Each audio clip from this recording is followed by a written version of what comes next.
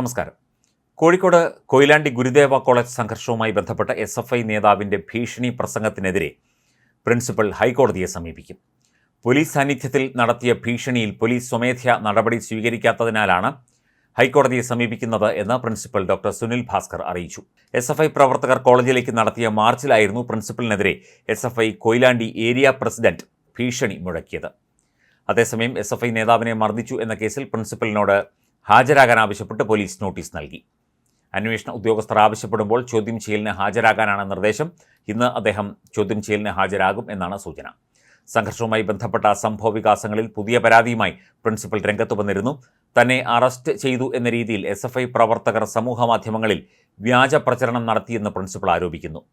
ചോദ്യം ചെയ്യലിന് ഹാജരാകാൻ പോലീസ് നോട്ടീസ് നൽകിയതിനെയാണ് തെറ്റായ പ്രചരണത്തിന് ഉപയോഗിച്ചത് എന്നും പ്രിൻസിപ്പൽ പറയുന്നു.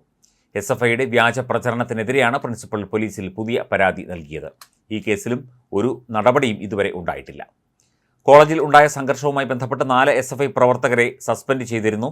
2ാം വർഷ BBA വിദ്യാർത്ഥി തേജു സുനിൽ, 3ാം വർഷ BBA വിദ്യാർത്ഥി തേജു ലക്ഷ്മി, 2ാം വർഷ BCom വിദ്യാർത്ഥി അമൽരാജ്, 3ാം വർഷ സൈക്കോളജി വിദ്യാർത്ഥി അഭിഷേക് സന്തോഷ് എന്നിവരെയാണ് പ്രിൻസിപ്പൽ സസ്പെൻഡ് ചെയ്തത്. സംഘർഷമുണ്ടായ ദിവസം SFIയുടെ ഹെൽപ്പ് ഡെസ്കിൻ്റെ ഭാഗമായി പ്രവർത്തിച്ച വിദ്യാർത്ഥികൾക്കാണ് സസ്പെൻഷൻ. സംഭവത്തിൽ SFI നേതാവിൻ്റെ പരാതിയിൽ പ്രിൻസിപ്പലിനും സ്റ്റാഫ് സെക്രട്ടറിക്കുമെതിരെ കേസെടുത്ത പോലീസ് പ്രിൻസിപ്പലിനെ ആക്രമിച്ച 20ഓളം SFI പ്രവർത്തകർക്കെതിരെയും കേസെടുത്തിട്ടുണ്ട്. പക്ഷേ ഒരു നടപടിയും ഉണ്ടായിട്ടില്ല. പകരം പ്രിൻസിപ്പലിനോട് ചോദ്യം ചെയ്യാൻ ഹാജരാകാൻ ആവശ്യപ്പെട്ടിട്ടുമുണ്ട്. SFI നേതാവ് അഭിനവിനെ മർദ്ദിച്ചു എന്ന പരാതിയിലാണ് പ്രിൻസിപ്പലിനെതിരെ കൊയിലാണ്ടി പോലീസ് കേസെടുത്തത്.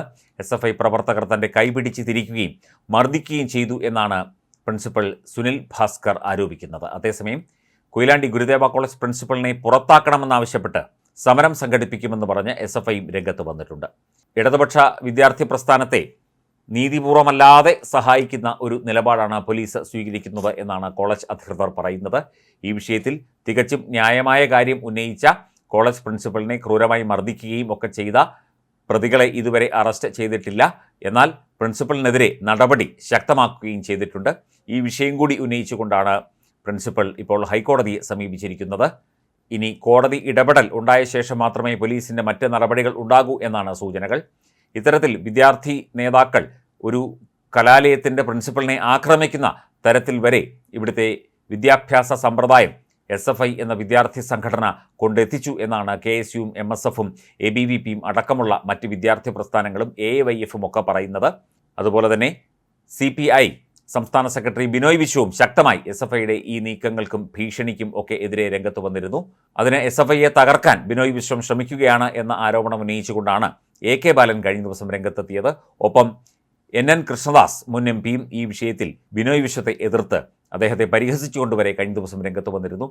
SFI എന്ന വിദ്യാർത്ഥി സംഘടന ഇവിടുത്തെ ക്യാമ്പസുകളിൽ കാട്ടിക്കൂട്ടുന്ന ഇത്തരം ക്രൂരമായ കോപ്രായങ്ങൾക്ക് എതിരെ പ്രതികരിക്കാൻ മുഖ്യമന്ത്രിയോ പാർട്ടി സംസ്ഥാന സെക്രട്ടറിയോ SFI സംസ്ഥാന സെക്രട്ടറിയോ തയ്യാറായിട്ടില്ല എന്ന കാര്യവും ശ്രദ്ധേയമാണ്.